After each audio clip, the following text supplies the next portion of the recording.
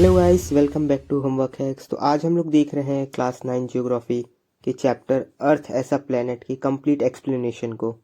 तो इस वीडियो में जो कंटेंट कवर हुआ है वो है earth as a planet, shape of earth, proof that earth is spherical. और अर्थ के स्फेरिकल के प्रूफ के अंदर जो प्रूफ हम लोग देखे हैं वो है sighting of ship, Bedford experiment, pole star, satellite picture, lunar eclipse, circular horizon, circumnavigation, sunrise and sunset और हेवनली बॉडी।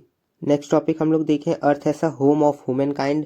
इसके अंदर हम लोग देखें distance from sun, temperature, lithosphere, hydrosphere, biosphere और इकोसिस्टम। उसके बाद हम लोग देखें लाइफ गिविंग साइकिल, जिसके अंदर हम लोग साइकिल पढ़े हैं वो है न्यूट्रिशन साइकिल, नाइट्रोजन साइकिल और ऑक्सीजन साइकिल। तो शुरू करते हैं इस चैप्टर का एक्सप्लेनेशन अपने पहले topic earth as a planet के साथ कि अर्थ एज अ प्लेनेट कैसा है। तो अर्थ प्लेनेट में इकलौता ऐसा प्लेनेट है जो लाइफ को सपोर्ट करता हो, और कोई प्लेनेट लाइफ को सपोर्ट नहीं करते, किसी प्लेनेट पे लाइफ नहीं है, अर्थ इकलौता है जिस पे लाइफ है। दूसरा ये कि स्पेस से देखने पे अर्थ हम लोग को ब्लू कलर का दिखता है, क्योंकि ये 70% कवर है वाटर से, इसीलिए इसको ब्लू प्लेनेट भी हम लोग कहते हैं। और अर्थ ऐसा प्लेनेट एक राउंड ऑब्जेक्ट है स्पेस में जो कि मूव अराउंड करता रहता है सन के, और इसको जो लाइट मिलता है वो भी मिलता है किससे, सन से। पहले के टाइम लोग बिलीव करते थे कि अर्थ एक फ्लैट लैंड है जिसमें अगर उन लोग ज़्यादा ट्रैवल करेंगे तो साइड में एज से गिर जाएंगे, लेकिन फिर बाद में पता चला कुछ साइंटिस्ट द्वारा कि अर्थ हम लोग का फ्लैट नहीं है, वो एक स्फीयर की तरह है। और हम लोग देखें तो पहले तो फैमिली ऑफ सन को कहते हैं हम लोग सोलर सिस्टम, और जो सोलर सिस्टम के चीफ मेंबर्स हैं वो हैं कौन, प्लैनेट, एस्ट्रॉइड्स, कॉमेट्स और मेटेरॉइड्स। तो प्लैनेट हम लोग के ये सारे जितने ग्रह होते हैं वो प्लैनेट कहलाते हैं। फिर जो स्मॉल रॉक लाइक बॉडीज होते हैं जो कि सन की तरफ आजू बाजू घूमते रहते हैं, उन लोग को हम लोग कहते हैं एस्ट्रॉइड्स। वही एस्ट्रॉइड्स जो छोटे में होते हैं वो कॉमेट्स कहलाते हैं। जो अर्थ की तरफ बढ़ने लगते हैं, ग्रेविटेशनल फील्ड अर्थ के अंदर आके बढ़ने लगते हैं, उनको हम लोग मेटेरॉइड्स कहते हैं। सारे प्लेनेट हैं वो सन के अराउंड घूमते रहते हैं एक फिक्स्ड पाथ पे, उस पाथ को हम लोग कहते हैं ऑर्बिट। तो ये समझिए हम लोग का एक प्लेनेट है और ये इस लाइन के अकॉर्डिंग या फिर इस लाइन पे घूम रहा है, तो ये इस क्या है, ये इस प्लेनेट का ऑर्बिट है। जैसे ये अर्थ का ऑर्बिट है, ये मरकरी का ऑर्बिट है, ये जुपिटर का ऑर्बिट हो गया, सैटर्न का ऑर्बिट हो गया, यूरेनस का ऑर्बिट हो गया, नेपट्टून का ये ऑर्बिट हो गया। तो ये सब क्या है, जिस पाथ के अलॉन्ग उन लोग सन के अराउंड घूम रहे हैं वही इन लोग का ऑर्बिट कहलाता है। अब एक ये बहुत कॉमन सा डिफरेंशिएशन या फिर कहा जाए बहुत आस्क डिफरेंशिएशन है कि differentiate between stars and planet, कि लोगों को स्टार्स या प्लैनेट के बारे में नहीं पता होता। तो सबसे पहले तो ये डिफरेंशिएशन हम लोग को देखना जरूरी है कि स्टार्स क्या होते हैं और प्लैनेट्स क्या होते हैं। तो स्टार्स हम लोग के लार्ज बॉल्स या हॉट बर्निंग गैसेस होते हैं, और इन लोग के पास खुद का अपना लाइट होता है, और मिलियंस ऑफ स्टार्स गैलेक्सीज में प्रेजेंट हैं। जबकि प्लेनेट हम लोग का कंपोज्ड ऑफ रॉक होता है, रॉक का बना हुआ रहता है, इनके पास खुद का लाइट नहीं होता है, ये सन के लाइट को या फिर स्टार्स के लाइट को रिफ्लेक्ट करते हैं। और हमारी गैलेक्सी में सिर्फ 8 प्लैनेट्स हैं, पहले तो 9 थे, अब प्लूटो को प्लैनेट की कैटेगरी से निकाल दिया गया है। तो स्टार्स हम लोग के large balls hot burning gases के होते हैं, प्लैनेट्स हम लोग के रॉक से बने होते हैं। स्टार्स के पास खुद का लाइट होता है, प्लैनेट्स के पास खुद का लाइट नहीं होता है। मिलियंस ऑफ स्टार्स हैं गैलेक्सीज में, लेकिन सिर्फ 8 प्लैनेट्स प्रेजेंट हैं एक गैलेक्सी में। तो ये डिफरेंशिएशन हम लोग का एग्जाम में मोस्ट आस्क्ड डिफरेंशिएशन में से एक है। आगे बढ़े तो हम लोग देखेंगे अब शेप ऑफ अर्थ की, अर्थ का शेप कैसा है। तो अर्थ का शेप परफेक्ट स्फीयर भी नहीं है। हम लोग पहले देखे कि अर्थ को लोग फ्लैट समझते थे, फिर उसके बाद उसको स्फीयर कहा जाने लगा, फिर बाद में और जब इसके बारे में स्टडीज किया गया तो पता चला अर्थ का शेप परफेक्ट स्फीयर नहीं है, लेकिन उसको एक अप्रोक्सीमेशन के तहत स्फीयर कहते हैं। अर्थ का शेप हम लोग इसको ऐसा कंसीडर करते हैं, लेकिन एक्चुअली में अर्थ का शेप जो है वो ये वाला है कि अर्थ यहाँ से और यहाँ से थोड़ा सा फ्लैट है, और फिर यहाँ से वो कर्व्ड है और यहाँ से कर्व्ड है, वो एक परफेक्ट स्फीयर नहीं है। कि अर्थ जो है स्लाइटली बल्ज है सेंटर की तरफ और फ्लैटेंड है पोल्स की तरफ, कि हम लोग का अर्थ सेंटर की तरफ बल्ज है, थोड़ा सा निकला हुआ है, और पोल्स की तरफ थोड़ा सा फ्लैटेंड है। तो हम लोग का अर्थ का स्ट्रक्चर कुछ इस तरीके से होगा।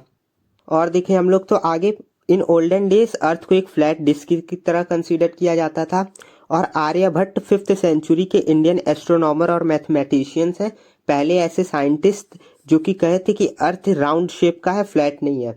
फिर उसके बाद 6th सेंचुरी में एक ग्रीक फिलोसोफर है पाइथागोरस, फिर वो भी ये इसी चीज को बताएं कि अर्थ हम लोग का स्फेरिकल शेप का है, फ्लैट नहीं है, और वो सन के आजू बाजू अपने एक फिक्स्ड एक्सिस पे रोटेट करता रहता है। अब देखते हैं अपने अगले टॉपिक, अर्थ एस एन ऑब्लेट स्फेरॉइड। तो अर्थ को हम लोग स्फेरिकल कहते हैं, बट वो एक परफेक्ट स्फीयर नहीं है। उसका डायमीटर इक्वेटर की तरफ और पोल की तरफ वेरीज करता है। अर्थ का डायमीटर इक्वेटर की तरफ से देखें तो 12,756 किलोमीटर का है, जबकि पोल्स की तरफ वो 12,714 किलोमीटर का है, कि वो पोल्स की तरफ से उसका डायमीटर कम है। डायग्राम में देखें तो ये रहा हम लोग का इक्वेटर की तरफ का डायमीटर ज्यादा है और ये पोल्स की तरफ का डायमीटर कम है। अब क्योंकि दोनों तरफ का डायमीटर ही सेम नहीं है तो अर्थ एक परफेक्ट स्फीयर हो ही नहीं सकता, क्योंकि स्फीयर या सर्कल के केस में क्या होता है, जितने डायमीटर है वो सब क्या रहेंगे, सबके सब सेम रहेंगे, लेकिन इसमें दोनों डायमीटर अलग है तो वो परफेक्ट स्फीयर की कैटेगरी में नहीं आता। और ये जो हम लोग का डायमीटर में डिफरेंस देखने को मिल रहा है पोल्स और इक्वेटर का, वो मिलता है सेंट्रीफ्यूगल फोर्स की तरफ से, क्योंकि अर्थ हम लोग का हरदम रोटेट करता रहता है एक ग्रेट स्पीड से। वो हरदम रोटेशन की वजह से क्या होता है कि वो सेंटर की तरफ से बल्ज हो गया, थोड़ा सा बाहर निकल गया है, जबकि पोल्स की तरफ से थोड़ा सा कंप्रेस हो गया, थोड़ा सा दब गया है। और इसी वजह से जो अर्थ का एक्चुअल शेप है वो हम लोग का कहलाता है ऑब्लेट स्फेरॉइड, जिसको कि एक अलग नाम दिया गया है जियोइड। जियोइड का मतलब होता है शेप ऑफ अर्थ। जिस तरीके से स्फीयर का मतलब होता है परफेक्ट सर्कल हर तरफ से, उसी तरीके से जियोइड का मतलब होता है हम लोग का शेप ऑफ अर्थ, एक ऐसा शेप जो सेंटर की तरफ से थोड़ा थोड़ा बल्ज आउट हो और पोल्स की तरफ से थोड़ा सा फ्लैटेंड हो। अब बात कर लेते हैं उन प्रूफ्स की जिन प्रूफ्स की वजह से कहा जाता है कि अर्थ हम लोग का स्फेरिकल शेप का है, फ्लैट नहीं है। तो पहला जो प्रूफ है वो है साइटिंग ऑफ शिप। तो जब हम लोग किनारे पे खड़े होकर किसी शिप को अपनी तरफ से आता हुआ देखते हैं तो हम लोग को जो सबसे पहला चीज दिखाई देता है वो है उसका मस्ट, उसका वो पतला सा डंडा जो खड़ा रहता है वो दिखाई देता। फिर उसके बाद जब शिप हम लोग के और पास आ जाता है तो हम लोग को उसका डेक दिखाई देता, और फिर जब और शिप हम लोग के पास आ जाता तो हम लोग को उसका फनल दिखाई देता, और उसके बाद हम लोग को वो कंप्लीट शिप एक शिप की तरह दिखाई देता है। जबकि और ये तभी हो सकता है जब अर्थ कर्व हो, क्योंकि अगर वो सर्कल नहीं है और अर्थ हम लोग का फ्लैट है तो हम लोग कहीं से खड़े होकर कुछ भी देखेंगे तो हम लोग को पूरा चीज एक साथ दिखाई देना चाहिए, वो सब पूरा का पूरा हम लोग का एक साथ विजन में आना चाहिए, लेकिन ऐसा नहीं होता है। हम लोग को पहले उसका मस्ट दिखाई देता है, फिर डेक दिखाई देता है, फिर फनल दिखाई देता है, और उसके बाद पूरा शिप दिखाई देता है। ये तो पहला प्रूफ है जो कि बताता है अर्थ हम लोग का कर्व है, हम लोग का अर्थ फ्लैट नहीं है। अब बात करते हैं अपने दूसरे प्रूफ की तरफ जो कि बताता है अर्थ हम लोग का स्फेरिकल है, वो है द बेडफोर्ड लेवल एक्सपेरिमेंट। तो ये एक एक्सपेरिमेंट है जिसको कि इंग्लैंड में बेडफोर्ड लेवल कनाल, एक कैनल है, उसके ऊपर इस एक्सपेरिमेंट को किया गया था। इस एक्सपेरिमेंट में क्या किया गया था, तो इस एक्सपेरिमेंट में 3 पोल्स लिए गए थे, सेम लेंथ के पोल्स लिए गए थे। फिर उन लोग को 5 किलोमीटर इंटरवल के 5 किलोमीटर दूरी पे तीनों पोल्स को लगा दिया गया था, और फिर उन सारे पोल्स को कनाल के एंड से देखा गया था। तो कनाल के एंड पे देखने पे ये पाया गया कि जो बीच वाला पोल है वो स्लाइटली हायर है। समझिए ये कनाल है, कनाल के ऊपर 3 पोल्स को लगा दिया गया। फिर कनाल के एक एंड से खड़े होके पोल्स को देखा गया तो दिखा क्या कि जो सेंटर वाला हम लोग का कनाल है वो बाकी दोनों कनाल से स्लाइटली जरा सा ऊपर है। तो ये ऐसा तभी हो सकता है क्योंकि जब अर्थ हम लोग का स्फीयर या सर्कल के शेप में हो, क्योंकि सर्कल के शेप में एक पार्ट हम लोग का हरदम उठा रहता है, वो है सेंटर का पार्ट, जो कि सेंटर वाले पार्ट का तो फिर रॉड भी उठा रहेगा, तो इसीलिए ऐसा हुआ। जबकि अगर अर्थ हम लोग का फ्लैट रहता तो हम लोग 5 किलोमीटर इंटरवल पे या कितने भी किलोमीटर इंटरवल पे अगर रॉड को लगा रहे हैं तो क्या उसका लेंथ हर जगह सेम रहेगा, लेकिन लेंथ हम लोग को सेम नहीं मिला, हम लोग को बीच वाला लेंथ स्लाइटली ऊपर मिला, जो कि ये हम लोग का प्रूफ कर रहा कि हम लोग का जो अर्थ है वो स्फीयर शेप का है। अब देखते हैं अपने थर्ड प्रूफ की तरफ जो कि है पोल स्टार प्रूफ। तो पहले तो जो पोल स्टार होता है हम लोग का वो एक तारा है जो अर्थ के 90 डिग्री नॉर्थ पोल की तरफ होता है, जिसको कि हम लोग ध्रुव तारा के नाम से भी जानते हैं। तो इस स्टार का जो एंगल है वो हम लोग इक्वेटर की तरफ आते हैं तो घटता रहता है, जो कि हम लोग को ये बताता है कि अर्थ हम लोग का स्फेरिकल है, क्योंकि अर्थ अगर हम लोग का स्ट्रेट होता या फ्लैट होता तो एंगल नहीं चेंज होता, हाइट नहीं चेंज होता, वो हरदम सेम रहता। तो ये हम लोग का अर्थ का नॉर्थ पोल है, और नॉर्थ पोल के ऊपर ही हम लोग का रहता है पोल स्टार। ये पोल स्टार ध्रुव तारा है जो हरदम अर्थ के इधर ही रहता है, अर्थ के नॉर्थ पे रहता है। तो उसको अगर हम लोग यहाँ पे खड़े होके देखेंगे तो ये हम लोग का 90 डिग्री होगा, फिर हम लोग उसको नीचे आके देखेंगे तो ये एंगल क्या होगा, धीरे धीरे ग्रेजुअली डिक्रीज होगा, और जब हम लोग इसको इक्वेटर पे आके देखेंगे तो ये एंगल हम लोग का 0 हो जाएगा, ये हम लोग को ध्रुव तारा नहीं दिख रहा।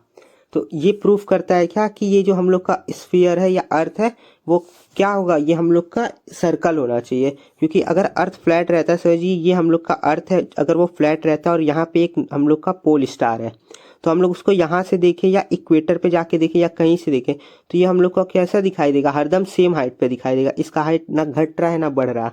लेकिन इस केस में क्या हो रहा है, इसका हाइट धीरे धीरे ग्रेजुअली डिक्रीज, इसका एंगल धीरे धीरे डिक्रीज होते जा रहा है। अब बात करते हैं अपने चौथे प्रूफ की तरफ। इसके बाद मेजरली लोग ये मानने लगे थे कि अर्थ हम लोग का स्फीयर है। इसके पहले जो तीनों एक्सपेरिमेंट किया गया था उससे बस कुछ लोग ही कन्विंस हुए थे कि अर्थ स्फीयर है, लेकिन इसके बाद मेजरली लोग यकीन कर लिए थे कि अर्थ हम लोग का स्फीयर शेप का है। तो ये प्रूफ हम लोग का सैटेलाइट पिक्चर देता है। एक साइंटिस्ट थे जीन बैटिसाइट डिलेम्बा, ये एक फ्रेंच एस्ट्रोनॉमर थे जो कि डिस्कवर किए थे कि जो हम लोग का अर्थ है वो फ्लैटेंड है पोल्स की तरफ। तो 20th सेंचुरी में इस सैटेलाइट पिक्चर को कंप्यूटर में फिट किया गया तो पाया गया कि अर्थ हम लोग का पोल्स की तरफ से थोड़ा थोड़ा फ्लैटेंड है और हम लोग का साइड में बल्जी आउट है। हम लोग का टोटली अर्थ फ्लैटेंड नहीं है। अगला प्रूफ जो हम लोग को देखने को मिलता है स्फेरिकल शेप अर्थ का, वो है लूनार इक्लिप्स, मतलब कि चंद्र ग्रहण। कि जो भी अर्थ का शैडो पड़ता है मून पे, तो वो जो शैडो पड़ता है लूनार इक्लिप्स में, वो सर्कल की तरह या एक सर्कल के आर्क की तरह अपीयर होता है। समझे? तो पहले तो देखिए लूनार इक्लिप्स कैसे होता है कि सन है, सन से जो रेस आते हैं वो अर्थ पे जा रही हैं। अब क्योंकि मून अर्थ के पीछे चल गया तो अर्थ का शैडो मून पे पड़ने लगता है। और हम लोग को पता है, हम लोग जब भी मून को फिर देखते हैं तो ये एक आर्क की तरह बनता है मून पे, ऐसे ऐसे। ये सब अर्थ का शैडो है। तो अर्थ का शैडो मून पे पड़ रहा है तो वो एक आर्क की तरह दिख रहा है। तो ये बता रहा कि अर्थ का जो भी शेप है वो स्फीयर है। क्योंकि अगर अर्थ हम लोग का फ्लैट होता तो जो मून का हम लोग का फिर शेप बनता, तो वो मून का शेप कुछ इस तरीके से बनता, कुछ इस तरीके से बनता। लेकिन वो ऐसा एक स्ट्रेट लाइन ना लेके एक आर्क को लेता है, जो कि ये बता रहा कि अर्थ हम लोग का कैसा स्फीयर है। वीडियो में आगे बढ़ने से पहले ये है top subscriber and comments of the week. If you also want to become top subscriber of upcoming video, just hit the like button and do a comment. अगला प्रूफ जो हम लोग को देखने को मिलता है स्फेरिकल शेप अर्थ का, वो है सर्कुलर हॉराइजन। कि अगर हम लोग अर्थ के कुछ फीट ऊपर जाके एक समझिए टॉप हाइट से अगर कोई भी फोटो क्लिक करते हैं तो उस फोटो में हम लोग को हल्का सा कर्वेचर देखने को मिलता है। जैसे कि ये फोटो अर्थ के कुछ फीट ऊपर जाके लिया गया है, तो हम लोग को जो फोटो देखने को मिलता है, ये जो हॉराइजन देखने को मिलता है, ये हॉराइजन हम लोग को एक सर्कुलर ऑब्जेक्ट की तरह या एक सर्कुलर कर्व, एक आर्क की तरह दिखता है। और हॉराइजन हम लोग का वो पॉइंट होता है जहाँ पे हम लोग को आसमान और धरती मिलता हुआ दिखाई दे। तो वो पॉइंट हम लोग को एक कर्व की तरह दिखता है, जो कि ये दिखाता है कि अर्थ हम लोग का एक स्फेरिकल शेप का है। क्योंकि अगर अर्थ प्लेन होता तो हम लोग कितने भी हाइट से फोटो लें, हम लोग का जो फोटो आएगा उसमें हॉराइजन कैसा रहेगा, उसमें हॉराइजन एक प्लेन लाइन आना चाहिए, एक स्ट्रेट लाइन आना चाहिए। अगला प्रूफ जो हम लोग को देखने को मिलता है वो है सरकम नेविगेशन। तो सरकम नेविगेशन में हम लोग को देखने को मिलता है कि एक मैगलियन साइंटिस्ट थे जिनका कि शिप विक्टोरिया एक पूरा कंप्लीट राउंड कर लिया था, वर्ल्ड वेज कर लिया था 1522 में। और वो अपने सेम प्लेस स्पेन में लौट आए थे जहां से वो अपना जर्नी चालू किए थे। तो वो अपना जर्नी कुछ इस पॉइंट से चालू किए थे और ये पूरे वर्ल्ड का ऐसे ऐसे घूमते घूमते फिर वो वापस स्पेन में ही आ गए थे। तो ऐसा तभी हो सकता है जब हम लोग का अर्थ स्फीयर हो, सर्कुलर हो। क्योंकि स्फीयर में आप एक पॉइंट से स्टार्ट कर रहे हैं तो आप उस पॉइंट पे रिटर्न कर सकते हैं। क्योंकि अगर अर्थ हम लोग का फ्लैट रहता और वो इस पॉइंट से स्टार्ट कर रहे हैं तो दोबारा वो इस पॉइंट पे नहीं आते, एक वक्त के बाद उनका शिप गिर जाता। लेकिन ऐसा नहीं हुआ, वो अपना जर्नी स्पेन से स्टार्ट किए और वो हर पूरा वर्ल्ड टूर करके फिर वापस से स्पेन में ही आ गए। तो इसका मतलब ये भी एक प्रूफ है जो कि बताता है अर्थ हम लोग का स्फेरिकल शेप का है। अगला प्रूफ हम लोग को मिलता है अर्थ के स्फेरिकल शेप होने का, वो मिलता है हम लोग को सनराइज और सनसेट से। हम लोग को पता है कि सन जो हम लोग का राइज करता है वो ईस्ट में करता है और सेट जो होता है वो हम लोग का सन वेस्ट में सेट होता है। हम लोग को ये भी पता है कि सनराइज और सनसेट हर जगह एक डिफरेंट टाइम पे दिखता है। कहीं पे सनसेट पहले दिखता है तो कहीं पे सनसेट बाद में दिखता है। ऐसा इसलिए होता है क्योंकि जो हम लोग का अर्थ है वो रोटेट करता है वेस्ट टू ईस्ट में, और इसीलिए जो सबसे पहले सनराइज दिखता है वो ईस्ट के लोगों को दिखता है और जो सबसे बाद में सनराइज दिखता है वो वेस्ट के लोगों को दिखता है। कि समझिए ये हम लोग का अर्थ है, यहाँ पे सन है, सन तो रोटेट करता नहीं है, अर्थ हम लोग का रोटेट करता है। तो यहाँ पे जो ईस्ट में लोग हैं उन लोग को सनराइज पहले दिख जाएगा, कि फिर हम लोग का अर्थ रोटेट करेगा और ये वेस्ट वाले लोग इस कॉर्नर पे आएंगे तो उन लोग को सनराइज दिखेगा। तो इसीलिए जो सबसे पहले हम लोग को सनराइज दिखता वो ईस्ट के लोगों को, असम के लोगों को सबसे पहले सनराइज दिख जाता है क्योंकि उन लोग ईस्ट में है, और वेस्ट के लोगों को सनराइज लेट में दिखता है। तो ये भी एक प्रूफ है जो कि बताता है कि अर्थ हम लोग का स्फीयर शेप का है, क्योंकि अर्थ अगर हम लोग का फ्लैट होता तो सनराइज और सनसेट हर जगह एक ही टाइम पे होना चाहिए। फ्लैट अर्थ है, यहाँ पे सन है, तो सबको एक साथ ही सनराइज और सनसेट दिखना चाहिए, लेकिन ऐसा नहीं होता है।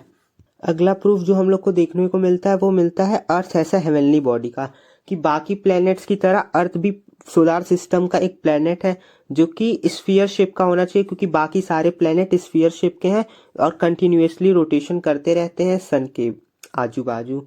तो जब बाकी प्लैनेट सन के आजू बाजू घूमने वाले हम लोग के सर्कुलर हैं, स्फीयर शेप के हैं, तो अर्थ भी हेवनली बॉडी होने की वजह से, एक प्लैनेट होने की वजह से स्फीयर शेप का ही होगा, इस पे कोई एक्सेप्शन नहीं होगा। तो ये कुछ 9 प्रूफ हम लोग देखे हैं जिससे हम लोग को पता चल रहा कि अर्थ हम लोग का स्फेरिकल शेप का है। अब हम लोग देखेंगे कि बाकी प्लैनेट्स की तरह अर्थ भी स्फीयर शेप का है, तो इस पे लाइफ क्यों है और बाकी प्लैनेट्स पे लाइफ क्यों नहीं है। अर्थ ऐसा home of the human kind. पहले तो अर्थ इकलौता ऐसा प्लेनेट है जो लाइफ को सपोर्ट करता है, बाकी सब प्लेनेट्स पे लाइफ नहीं है। और ऐसा इसलिए है क्योंकि बाकी प्लेनेट्स पे ग्रीन वेजिटेशन नहीं है, वहाँ पे ब्लू ग्रीन ओशियन नहीं है, वहाँ पे आइलैंड्स नहीं है, रिवर्स नहीं है, लैंड मास जिनको हम कॉन्टिनेंट कहते हैं वो नहीं है, माउंटेन्स बाकी प्लेनेट्स पे नहीं है, आइस केप्स नहीं है, डेजर्ट्स नहीं है, लेकिन अर्थ पे ये सब चीज़ है जिसकी वजह से अर्थ पे लाइफ है। तो इन सब के साथ साथ भी अर्थ पे ऐसे चीजें हैं जो लाइफ को फेवर करते हैं। वो है क्या कि अर्थ का सही डिस्टेंस है सन से, अर्थ पे टेम्परेचर सही है, हाइड्रोस्फीयर, यहाँ का एटमॉस्फेयर, बायोस्फीयर, यहाँ के डिफरेंट इकोसिस्टम, फूड साइकिल और न्यूट्रिशन साइकिल, ऑक्सीजन साइकिल। तो ऐसे बहुत से चीज हैं जो अर्थ पे लाइफ को फेवर करते हैं, अर्थ को रहने के लायक बनाते हैं। तो अब इन सब के बारे में हम थोड़ा और ब्रीफ में आगे देखेंगे।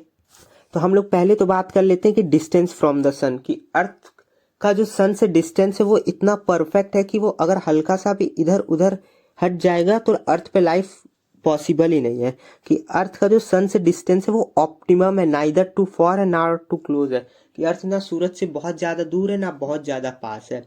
और इसी यही वजह है कि अर्थ ना बहुत ज्यादा ठंडा है ना ही बहुत ज्यादा गर्म है। अगर वो हल्का सा भी सन की ओर पास होता तो बाकी प्लैनेट्स की तरह ये बहुत गर्म होता, यहाँ पे वेजिटेशंस कितनी जल चुकी रहती, और वो हल्का सा भी अगर सन से और दूर होता तो ये प्लैनेट पूरा फ्रीज हो चुका रहता बाकी प्लैनेट्स की तरह, और यहाँ पे भी लाइफ पॉसिबल नहीं होता। अगला कंडीशन जो फेवर कर रहा है अर्थ को वो है यहाँ का टेम्परेचर। अर्थ का जो एवरेज टेम्परेचर वो है 17 डिग्री सेल्सियस, जो कि सूटेबल है एक लाइफ को एग्जिस्ट करने के लिए। अगर ये टेम्परेचर थोड़ा सा भी चेंज हो गया, जस्ट फ्यू डिग्री भी अगर चेंज हो गया, तो बहुत से ऐसे स्पेशीज हैं वो एक्सट्रीम हॉट या कोल्ड की वजह से खत्म हो जाएंगे, क्योंकि फ्यू डिग्री भी बढ़ा तो उन लोग हॉटनेस की वजह से मर जाएंगे, और फ्यू डिग्री घट गया तो कोल्ड की वजह से बहुत से वेजिटेशंस खत्म हो जाएंगे। अर्थ के जो पड़ोसी प्लेनेट है या अर्थ के जो नेबरिंग प्लेनेट है, मरकरी, वीनस, जो अर्थ से पहले हैं, उन पे जो एवरेज टेम्परेचर हम लोग को मिलता है वो 400 डिग्री सेल्सियस का मिलता है। और जो बाकी प्लैनेट्स हैं अर्थ के सिवा वो इतने कोल्ड हैं कि वहाँ का जो टेम्परेचर है वो बिलो 0 डिग्री सेल्सियस है, कितने पे तो -300 डिग्री सेल्सियस टेम्परेचर चल जाता। और अर्थ का एवरेज टेम्परेचर 17 डिग्री सेल्सियस है, जो कि फेवर करता है अर्थ पे लाइफ को। अगले फैक्टर को देखने से पहले हम लोग देख लेते हैं कि मतलब ये एक बहुत आस्क्ड गिव रीजन है क्यों वीनस हॉटर है मरकरी से, जबकि हम लोग सोलार सिस्टम को देखेंगे तो मरकरी हम लोग का ये सन से ज्यादा पास है, वीनस उससे दूर है, लेकिन फिर भी वीनस ज्यादा गर्म है। क्यों? तो हम लोग देखें तो वीनस हम लोग का सेकंड प्लेनेट है सन से, लेकिन फिर भी ये बहुत हॉटर है मरकरी से। तो ऐसा इसलिए होता है क्योंकि जो वीनस पे एटमॉस्फेयर है उसमें ज्यादातर कार्बन डाइऑक्साइड भरा हुआ है, और कार्बन डाइऑक्साइड क्या करता है, ग्रीन हाउस इफेक्ट को प्रोड्यूस करता है, जिसकी वजह से उसका सरफेस वीनस का क्या है, बहुत ज्यादा गर्म हो जाता है। कार्बन डाइऑक्साइड वहां पे बहुत ज्यादा अमाउंट में प्रेजेंट है, जो कि वहां पे ग्रीन हाउस इफेक्ट को पैदा करता है, जिसकी वजह से उसका सरफेस मरकरी से भी गर्म है, जबकि ये प्लेनेट मरकरी के कंपैरिजन में सन से ज्यादा दूर है फिर भी। तो ये वो गिव रीजन है, ये बहुत ज्यादा पूछा जाता है इसलिए हम यहाँ पे इसको बता दिए। अगला कंडीशन देख लेते हैं जो अर्थ पे लाइफ को फेवर करता है, वो है यहाँ का एटमॉस्फेयर प्रेजेंस। अर्थ के आसपास एक लेयर ऑफ एयर है जो कि बना हुआ है नाइट्रोजन, ऑक्सीजन और 1% ऑफ कार्बन डाइऑक्साइड, एर्गन और हीलियम से। तो ये नाइट्रोजन, ऑक्सीजन, ये सब लाइफ सपोर्टिंग गैस है जिसकी वजह से यहाँ पे लाइफ है। और यहाँ के एटमॉस्फेयर में ओजोन प्रेजेंट है, वो क्या करता है कि सन से आने वाले सारे अल्ट्रावायलेट रेस को एब्जॉर्ब कर लेता है। और जो हम लोग का अर्थ है वो क्या करता है, सोलर रेडिएशन को रिसीव कर लेता है और अर्थ रेडिएशंस को लूज कर देता है, जिसकी वजह से जो एटमॉस्फेयर सही से बना रहता है, जिसकी वजह से यहाँ पे लाइफ एग्जिस्ट कर सकते हैं। अगला फैक्टर जो है लाइफ को सपोर्ट कर रहा अर्थ पे, वो है यहाँ पे प्रेजेंस वाटर और या फिर हाइड्रोस्फीयर। तो अर्थ पे 70% ऑफ वाटर है, इसी वजह से इसको वाटरी प्लेनेट भी कहते हैं। ये वाटर क्या करता है, यहाँ के क्लाइमेट को मॉडरेट रखने में हेल्प करता है। यहाँ पे बहुत सारी वाटर बॉडीज हैं जो कि बहुत लार्ज अमाउंट में हीट को एब्जॉर्ब कर लेती हैं, जिसकी वजह से अर्थ का जो टेम्परेचर है वो फेयरली कूल रहता है। मतलब कंपैरिजन टू आगे हम लोग देखें मरकरी वीनस से, तो उससे इसका टेम्परेचर बहुत ज़्यादा कूल रहता है। अगर अर्थ पे 70% वाटर प्रेजेंट नहीं रहता तो अर्थ का टेम्परेचर भी बाकी प्लैनेट्स की तरह बहुत हीट हो सकता था। लेकिन यहाँ पे प्रेजेंट वाटर क्या करती हैं, 70% ऑफ वाटर क्या करती हैं, उस हीट्स को एब्जॉर्ब करते रहती हैं, जिसकी वजह से यहाँ पे प्लेनेट जो हम लोग का है वो कूल रहता है। अगला फैक्टर जो लाइफ को सपोर्ट कर रहा अर्थ पे, वो है यहाँ पे प्रेजेंट सॉलिड क्रस्ट, जिसको कि हम लोग कहते हैं लिथोस्फीयर। तो अर्थ की सॉलिड क्रस्ट, अर्थ पे प्रेजेंट जो सॉलिड क्रस्ट है उसको हम लोग कहते हैं लिथोस्फीयर। तो क्या होता है कि वेदरिंग ऑफ रॉक्स के टूटने से अर्थ के सरफेस पे बहुत सारे सॉइल्स बनते हैं। अब वो सॉइल्स के लेयर क्या करते हैं, हम लोग के प्लांट लाइफ को सपोर्ट करते हैं। उस प्लांट लाइफ पे हम लोग के फिर हार्बीवोरस डिपेंडेंस है, उन हार्बीवोरस पे कुछ कार्निवोरस डिपेंडेंट है। तो ये पूरा एक फूड साइकिल यहाँ पे ये लाइफ साइकिल की तरफ चलता है, और ये सब पॉसिबल है यहाँ पे प्रेजेंट सॉलिड क्रस्ट की तरह वजह से। कि अगर यहाँ पे सॉलिड ही नहीं प्रेजेंट रहता तो फिर वेदरिंग की वजह से सॉइल्स नहीं बन पाते। तो इसीलिए सॉलिड क्रस्ट भी एक इम्पॉर्टेंट फैक्टर है कि अर्थ पे लाइफ एग्जिस्ट कर रहा है या लाइफ फेवरिंग फैक्टर है। अगला हम लोग का जो लाइफ सपोर्टिंग फैक्टर या लाइफ फेवरिंग फैक्टर अर्थ पे है, वो हम यहाँ पे प्रेजेंस बायोस्फीयर। तो पहले तो बायोस्फीयर क्या होता, तो बायोस्फीयर हम लोग का वो इंटरएक्टेड लेयर है जिसमें थोड़ा सा लिथोस्फीयर, थोड़ा एटमॉस्फेयर और थोड़ा सा हाइड्रोस्फीयर टुगेदर आ जाते हैं। जैसे कि इस पर्टिकुलर पिक्चर पे आप लोग देखें तो ये थोड़ा सा लिथोस्फीयर, थोड़ा सा हाइड्रोस्फीयर और थोड़ा सा ये एटमॉस्फेयर, ये पूरा एक साथ मिलके बना रहे हैं इस बायोस्फीयर को। स्फीयर हम लोग का क्या करता है, तो ये बायोस्फीयर हम लोग का नेसेसिटी है for all species on the earth like light, heat, water. ये हम लोग को बायोस्फीयर जो है ये हम लोग को पूरा वो नेसेसिटी प्रोवाइड करा देता है, लाइट से लेके वाटर, हीट, फूड, सब कुछ। तो बायोस्फीयर इसीलिए हम लोग का क्या एक बहुत इंपॉर्टेंट फैक्टर है, क्योंकि जितने समझिए लिविंग बींग्स आते हैं हम लोग, क्या लिविंग थिंग्स हैं, हम लोग की जरूरत के सामान है, जीव जंतु या फिर जो भी लाइफ पॉसिबल है, ये सब इस बायोस्फीयर में ही आता है।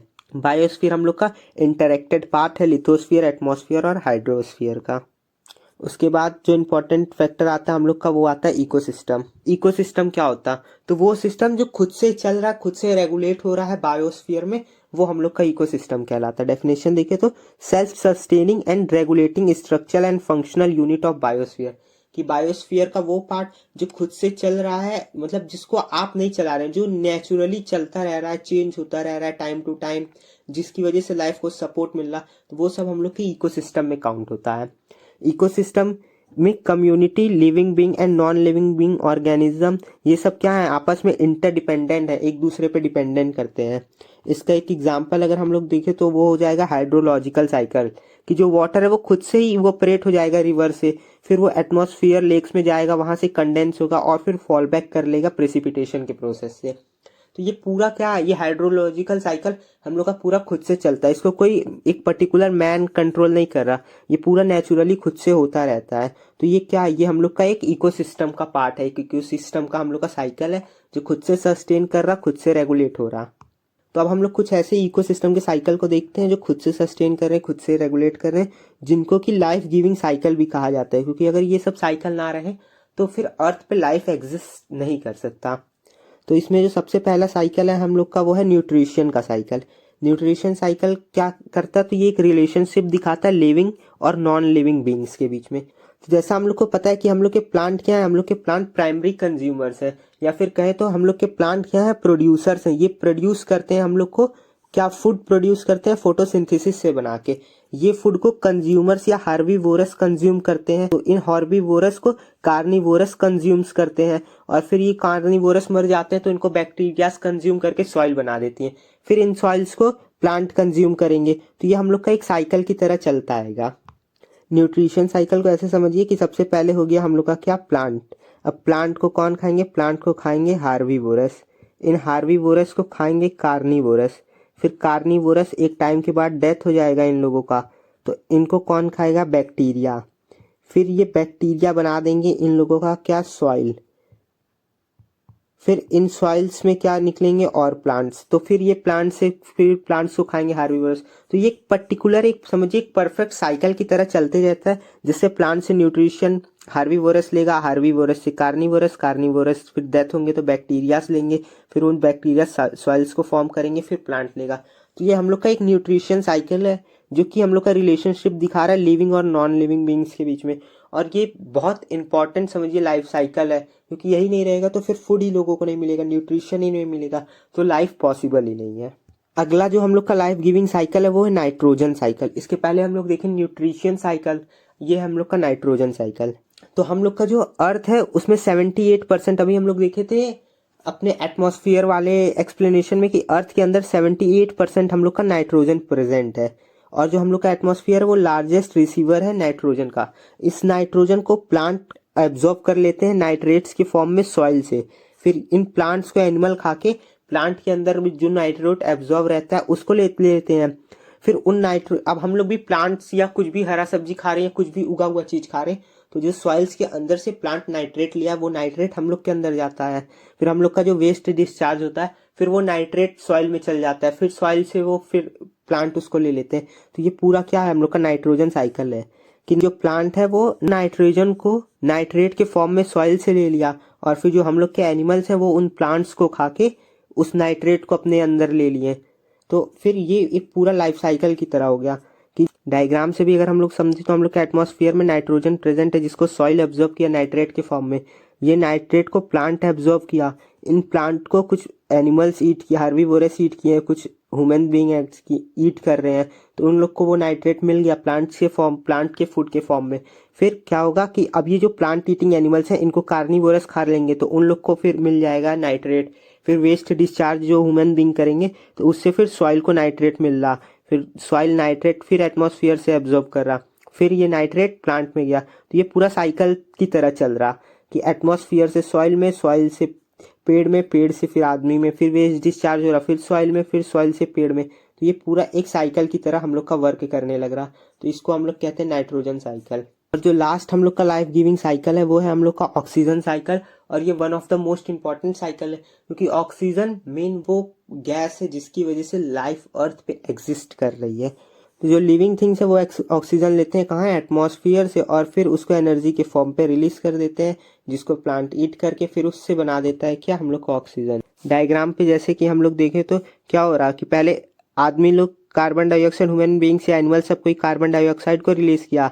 ये कार्बन डाइऑक्साइड को प्लांट एज अ फूड ले लेगा, फिर प्लांट क्या करेगा, इससे बाहर निकालेगा हम लोग का ऑक्सीजन, फिर उस ऑक्सीजन को ह्यूमन बींग्स कंज्यूम करेंगे और कार्बन डाइऑक्साइड को बाहर निकालेंगे। तो यही हम लोग का ऑक्सीजन साइकिल है, और ये हम लोग का इस चैप्टर का लास्ट टॉपिक है। तो आई होप आपको सारे टॉपिक्स अच्छे से क्लियर हो गए हो। अगर कोई टॉपिक छूट गया है या बच गया तो प्लीज कमेंट में बता दीजिएगा, उसका हम अलग से एक वीडियो डाल देंगे। So if you like this video, please hit the like button and don't forget to share this video with your friends.